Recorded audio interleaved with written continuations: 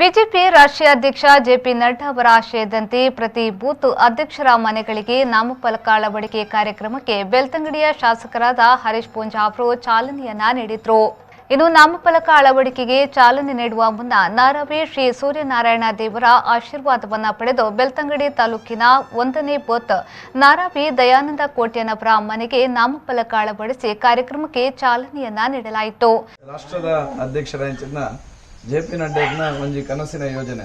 ಪ್ರತಿ ದೇಶದ ಪ್ರತಿ ಬೂತದ ಅಧ್ಯಕ್ಷರನ್ನ ಇಲ್ಲಡೆ ಪೋದು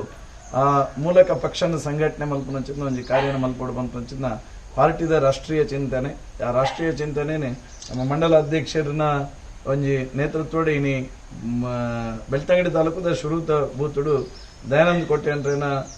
ಇಲ್ಲಡೆ ಬೂತದ ಅಧ್ಯಕ್ಷರನ್ನ ಇಲ್ಲಡೆ ಬರ್ತದೆ ಇನಿ ನಾಮಫಲಕ ಅನಾವರಣ ಆತಂಡು ಆ ಮೂಲಕ ಈ ಬೂತುಡು ನನಾತ್ ಭಾರತೀಯ ಜನತಾ ಪಾರ್ಟಿ ಸಮಾಜಮುಖಿಯಾದ ಕೆಲಸ ಮಂತದ್ದು ಸಂಘಟಿತ ಓಡುದು ಪಂಚಿನ ಸಂಕಲ್ಪನದಿ ಒಂದು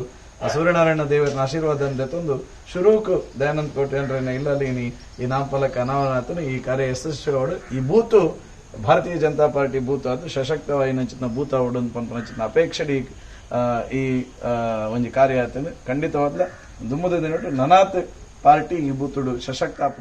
ಕಾರ್ಯಕ್ರಮದಲ್ಲಿ ಮಂಡಲ ಅಧ್ಯಕ್ಷರಾದ ಜಯಂತ್ ಕೋಟ್ಯನ್ ಹಾಗೂ ಮಂಡಲ ಪ್ರಧಾನ ಕಾರ್ಯದರ್ಶಿಗಳಾದ ಗಣೇಶ್ ಗೌಡ